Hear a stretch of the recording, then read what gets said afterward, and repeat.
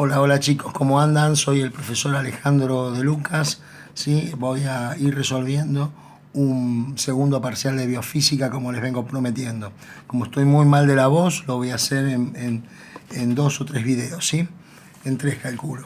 Vamos a empezar con el primer ejercicio, ¿sí? Es un parcial que tomaba hace poquito. Dice así, 2 milimoles de gas ideal monoatómico evolucionan reversiblemente como muestra la figura.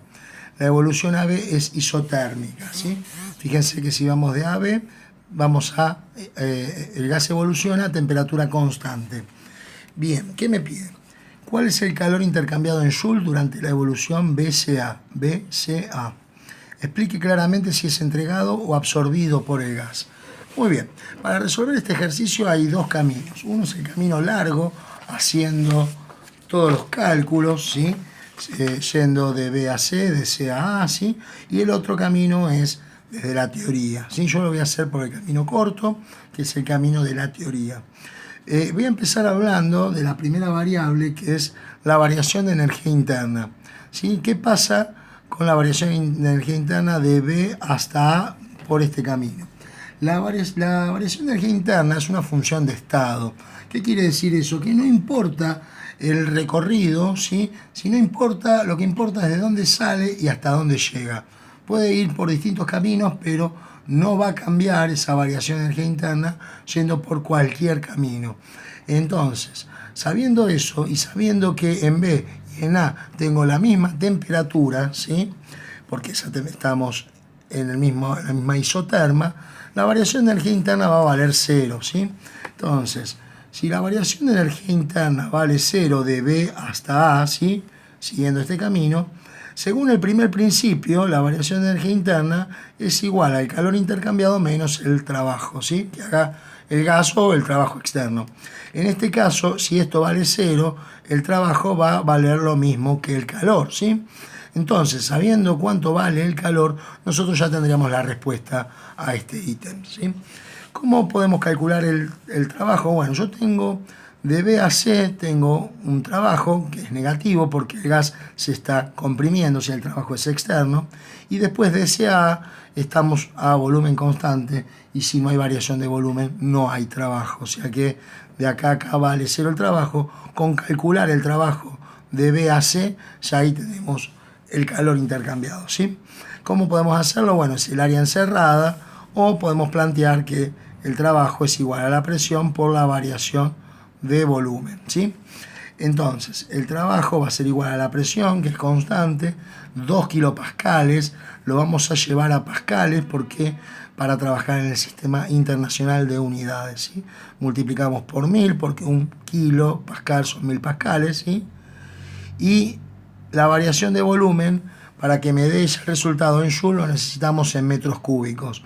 Fíjense que la variación es negativa, porque si hago volumen final 2 menos 8 me da menos 6 litros, ¿sí? Pero para pasarlo a metros cúbicos lo voy a dividir por 1000, porque un metro cúbico contiene 1000 litros, ¿sí? Entonces quedaría por menos 6 sobre 1000, y esto ya me quedaría en metros cúbicos, ¿sí?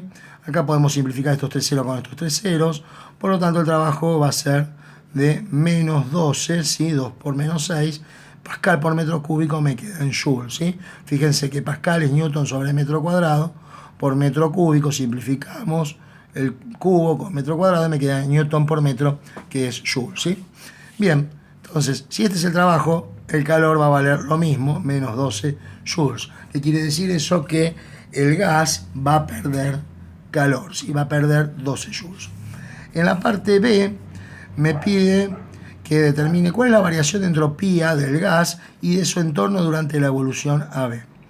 La variación de entropía del gas la podemos calcular, ¿sí? Porque es de A a B, es en la isoterma, ¿sí? Y con eso vamos a poder calcular la del entorno. Ahora lo hacemos. Primero vamos a calcular, entonces, como dije, la variación de entropía del gas, ¿sí? Utilizando NR por el logaritmo natural del volumen final sobre el volumen inicial.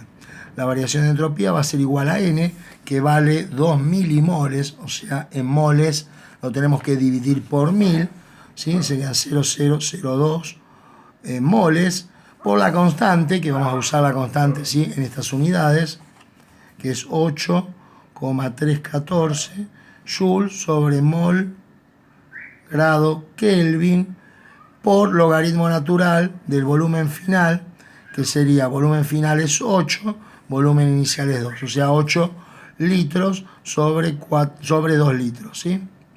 Ok, hacemos la cuenta y tendríamos la variación de entropía del gas. 0,002 por 8,314 por el logaritmo natural de 4, ¿sí? El logaritmo natural de 4 me da una variación de entropía del gas de 0,023 y las unidades mol se va con mol, acá litro con litro, ¿sí? Joule sobre grado Kelvin. Perdón, este no va acá. Ok, sabemos la entropía, la variación de entropía del gas. El secreto para resolver este ejercicio es esta palabra, reversiblemente, ¿sí? Cosa que no ocurre, ¿sí? En la práctica, pero bueno, en la teoría sí. Cuando la evolución es reversible, sabemos que la variación de entropía del universo va a valer 0, ¿sí? Es sinónimo de que vale 0 la variación de entropía del universo. Es teórico. Entonces, la variación de entropía del universo va a ser igual a la suma de la variación de entropía del gas más la variación de entropía del entorno. Y esta es la otra que me están pidiendo. Si esta vale 0 y esta vale 0,023 joules sobre grado Kelvin, ¿sí? Despejamos, ¿sí? Y me queda menos 0,023 joules sobre grado Kelvin igual a la variación de entropía del universo. Y acá damos por finalizado este primer ejercicio. Hacemos el siguiente y después, bueno, los sigo los otros en otros videos, ¿sí? Problema 2, la figura representa un circuito eléctrico que es alimentado por una fuente de tensión de 12 voltios, ¿sí? Acá tenemos, ponemos así, no se ve, 12 voltios la batería, ¿sí? La resistencia de 240 está conectada con una llave, ¿sí? Y sabiendo que la fuente, el voltímetro y el amperímetro son, bueno, ideales. Ok, ¿qué pasa acá? Si yo tengo esta llave abierta, la corriente eléctrica solamente va a circular por este cable que estoy marcando acá, ¿sí? En cambio, si yo cierro la llave, cuando viene la corriente eléctrica y llega a este nodo, parte de la corriente va a pasar por este cable, parte va a seguir por el otro cable, ¿sí? Las sumas de las intensidades parciales acá tiene que ser igual a la intensidad de la corriente eléctrica cuando hay un solo cable, ¿sí? ¿Qué me piden? Vamos a ver qué me piden acá.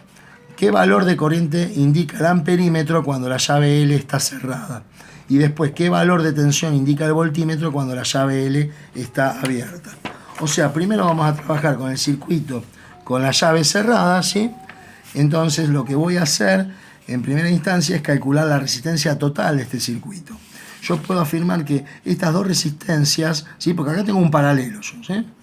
Estas dos resistencias están entre sí asociadas en serie, pero esta serie a su vez está en paralelo con esta otra resistencia. Fíjense, estas dos sumadas dan 240 y tenemos que hacer el paralelo entre 240 y 240, ¿sí? Que va a dar exactamente la mitad. Cuando son iguales da la mitad. Entonces, 1 sobre resistencia del paralelo, vamos a ponerlo acá, así se ve también en el ejercicio.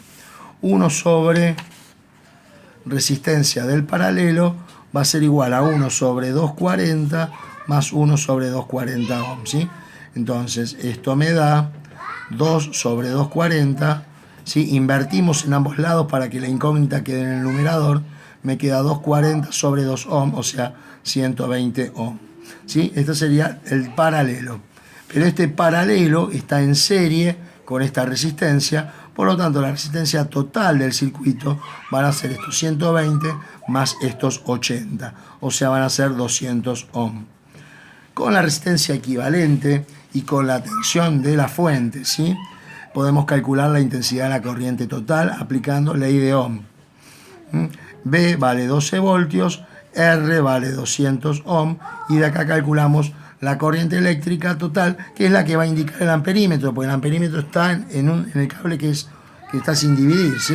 Hacemos 12 dividido 200, me da 0,06 amperes igual a la intensidad de la corriente eléctrica, ¿sí? Bien, terminamos la primera parte.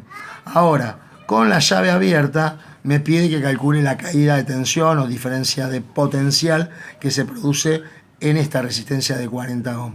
Entonces, el circuito, esta parte del circuito queda anulada, me queda un circuito con asociaciones de resistencia solamente en serie.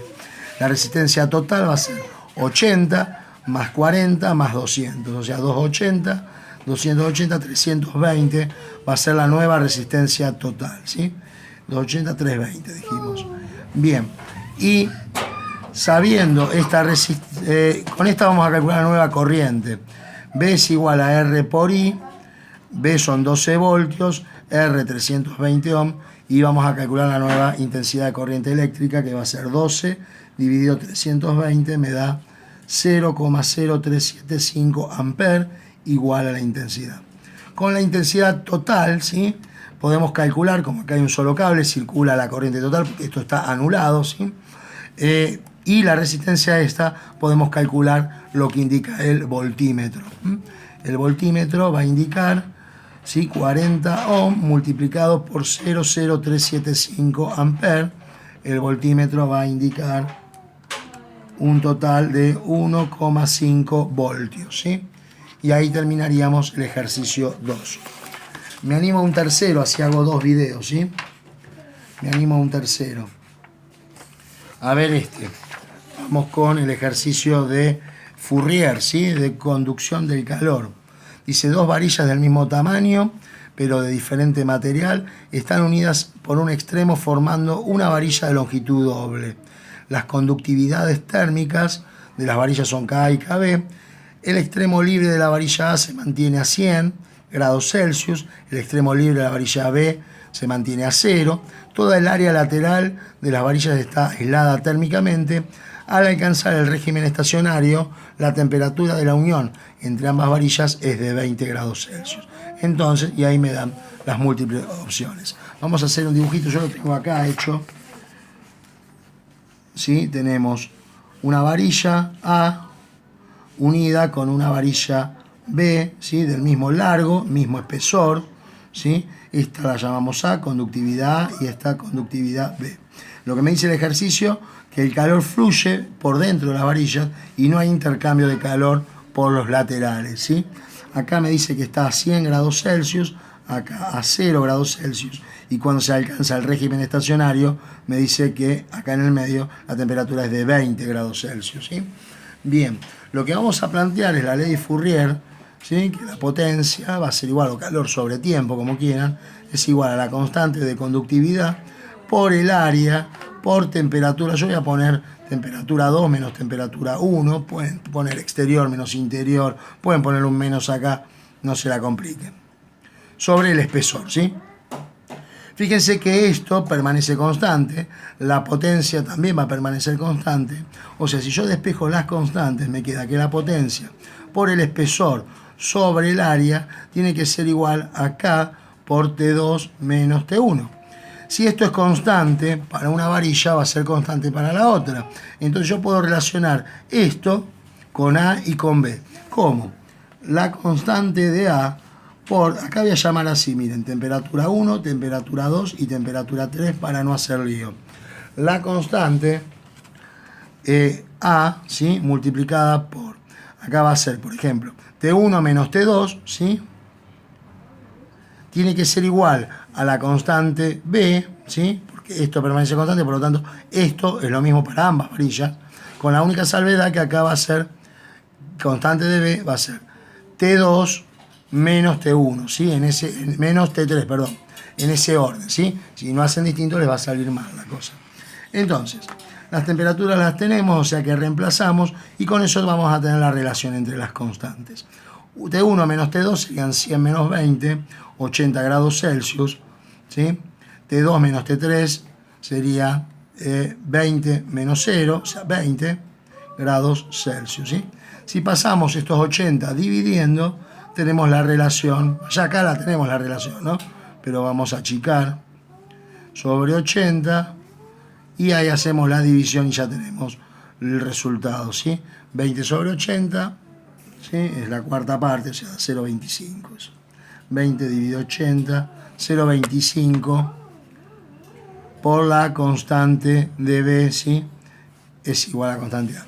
Y ahí llegamos bien a la respuesta correcta. Bueno, listo chicos.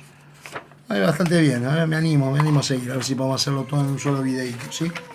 Sigue problema, esto ya está todo listo, sí. Acá problema ejercicio 4. Ok. Ejercicio 4 es muy sencillo. Dice, yo lo acabo de hacer recién. Si se calientan 4 kilogramos de un metal sólido, inicialmente a 100 grados Celsius, ¿sí? Acá está el diagrama, arranca en 100. Su temperatura varía con el calor recibido según indica el gráfico adjunto.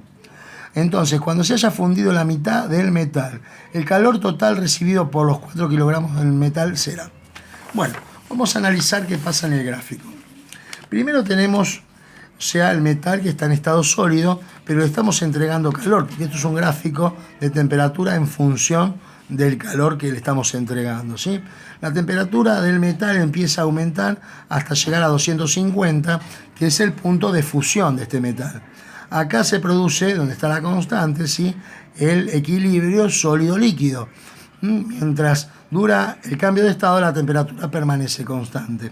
Una vez que llegamos a este punto, ¿sí? Se fundió todo el metal y la temperatura empieza a subir, pero ya estando el metal en estado líquido, ¿sí? Entonces, me están preguntando cuánto calor en total tengo que gastar, si tengo que entregarle para poder fundir la mitad de ese metal, de esa masa de metal. Primero necesito gastar una cierta cantidad de energía, que son 250 kilocalorías, para llevarlo a la temperatura del punto de fusión, ¿sí? Y después tengo que gastar una X cantidad de calorías para fundir la mitad de esa masa de metal. Voy a empezar calculando cuánto voy a gastar para fundir la mitad. Fíjense ustedes que de 250 kilocalorías a 2400 hay una diferencia, vamos a hacer la resta, ¿sí? De 2150 kilocalorías. O sea, con esta cantidad de calor yo estaría fundiendo todo el metal, ¿sí? Partiendo siempre de esta temperatura, ¿sí? O sea, con este calor, este es el calor que necesito entregarle, ¿sí? Para fundirlo. Pero como yo quiero derretir la mitad fundir la mitad del metal, lo divido por 2. Y eso me da 1075, ¿sí? Entonces yo tengo un calor 1 que es de 1075 kilocalorías. Con eso, ¿sí? Yo lo que estoy haciendo es fundiendo la mitad. Pero ¿qué pasó? Nos está faltando un calor 2, que es el calor que gastamos, ¿sí? Para ir de 100 a 250, porque primero lo tuvimos que calentar para llevarlo al punto de fusión. O sea que gastamos 250 kilocalorías ahí. En total, vamos a gastar 1325 kilocalorías y acá queda liquidado el asunto, ¿sí? Así de fácil era. Bueno, vamos con el ejercicio 5. Me animo si lo hacemos todos juntos. Dice así: 3 cargas eléctricas de módulo Q, ¿sí? Representadas por círculos negros, están fijas en el espacio formando una línea recta de distancia entre las cargas. 2 cargas son de igual signo y la tercera no. Fíjense que tienen la misma distancia de un lado y del otro, ¿sí? Las cargas son en módulo todas iguales, ¿sí? La misma cantidad de Coulomb. Vamos a hacer un dibujito para ir explicando. Tenemos una carga acá negativa, me dice, acá está en el dibujo, ¿sí? Positiva.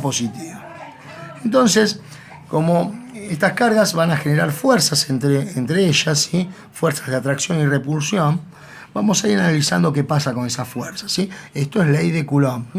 Recuerden que la ley de Coulomb, vamos a escribirla acá, la fuerza va a ser igual a la constante, el producto de las cargas sobre el cuadrado de la distancia. O sea, que si las cargas se duplican, las fuerzas se duplican porque son directamente proporcionales. Pero a lo que quiero llegar es, si la distancia se duplica, ¿sí? La fuerza va a disminuir 4 veces. ¿Por qué? Porque la fuerza y la distancia son inversamente proporcionales al cuadrado de la distancia, ¿sí? O sea, si la distancia duplica, 2 al cuadrado 4, la fuerza disminuye 4 veces. Bien, ¿Qué fuerza se genera entre esta carga y esta? ¿Sí? Primero son las dos cargas contrarias, por lo tanto la fuerza va a ser de atracción, ¿sí? Y va a tener tanto este vector como este vector el mismo largo, el mismo módulo, ¿sí? Ok, entre esta y esta se van a generar las mismas fuerzas, pero como son dos cargas positivas, las fuerzas van a ser de repulsión, ¿sí? Y por último, entre esta y esta, ¿sí?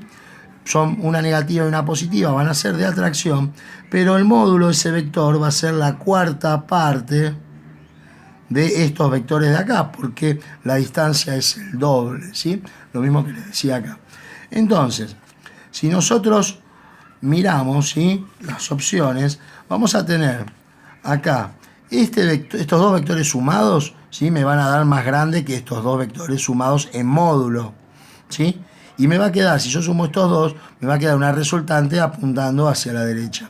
Entonces vamos y miramos las opciones y descartamos. Fíjense, fuerza más grande es esta, la suma de estas dos. Hasta ahí venimos fenómenos, ¿sí? Le sigue, la fuerza intermedia sería esta, que sería esta más esta. Está bien, es la fuerza intermedia, ¿sí? Estas dos son más grandes, o sea, estas dos suman más porque son los vectores iguales, ¿sí? Esta es un vector de un módulo y esta es la cuarta parte. Y de este lado dijimos que la resultante va a ser 3/4 de esto a la derecha. Y acá está hacia la izquierda, o sea, esa opción es incorrecta, ¿sí? Pero ya la segunda opción es la correcta, porque me queda la más grande apuntando, ¿sí?, hacia la izquierda, esta intermedia apuntando hacia la derecha, ¿sí?, y la más chiquita, ¿sí?, apuntando, no sé si la más chiquita, no, porque va a ser las 3/4 partes, ¿sí? Ahora vamos a ver, en primera instancia la respuesta es esta para mí, ¿sí? Pero vamos a ver las otras opciones. ¿Me explico por qué? Porque no es tan chiquita, porque es este vector menos 1/4 ese vector, las 3/4 partes, ¿sí? Acá esto no va, porque estos dos no son iguales. Acá falso, porque acá no hay ninguna fuerza, falso. Acá falso de vuelta, y acá falso de vuelta, ¿sí? Porque esta no queda hacia la izquierda, queda hacia la derecha. O sea que la opción válida es esta, ¿sí? Aunque esto tiene, para mí, un pequeño error, este vector tendría que ser un poquito más grande, ¿sí? Bueno, listo entonces el de ley de Coulomb. ¿Qué me queda? ¿Qué me queda? ¿Me queda alguno? Ya terminé todos, a ver. Ah, acá, a ver. Acá tenemos otro que dice así. Bueno, una máquina térmica opera con un rendimiento del 0,4. Si 0,4 estamos hablando de un 40% de rendimiento, ¿está bien? Sí, se multiplica por 100 para tenerlo en porcentaje. Considerando ciclos completos,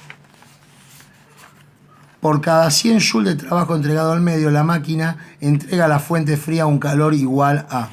Bueno, o sea, vamos a hacer un dibujito. En realidad es bastante fácil, pero para que ustedes no se me pierdan, ¿sí? Acá está la máquina, la fuente caliente, entrega calor la máquina entrega a la fuente fría, ¿sí? Y esto está haciendo un trabajo, me dice, de 100 joules, o sea, el trabajo acá es de 100 joules, ¿sí? Pero me dice que el rendimiento es del 40%. O sea, si el rendimiento es del 40%, quiere decir que se está perdiendo el 60% en forma de calor a la fuente fría. O sea, ¿qué quiere decir? Que cada 100, ¿sí?, que cada 100, lo que ustedes quieran, joules, ¿sí?, kilocalorías que entrega la fuente caliente, de esos 100, ¿sí?, solamente se aprovecha el 40% y el 60% se disipa a la fuente fría, que es el ambiente, ¿sí? Entonces, si 0,4 representan los 100 joules que entrega, ¿sí?, la máquina como trabajo, el 60%, que sería 0,6, ¿sí?, me va a dar, ¿sí?, el calor. 0,6 por 100 dividido 0,4, eso me da los 150 joules, que es la respuesta correcta, ¿sí?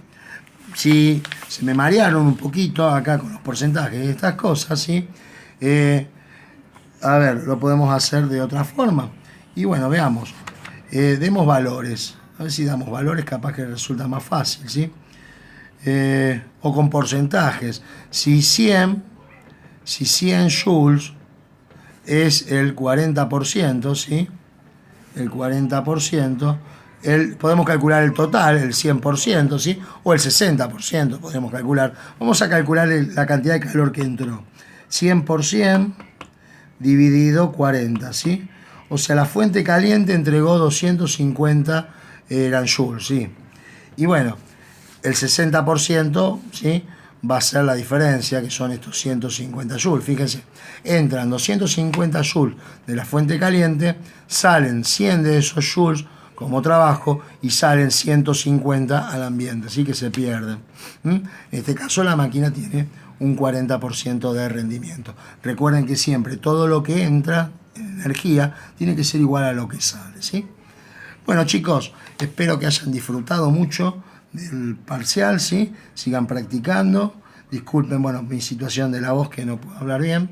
Y bueno, no olviden suscribirse si les sirven los videos. Voy a seguir grabando siempre que pueda, ¿sí? Les dejo un saludo grande, chicos. Chau, chau.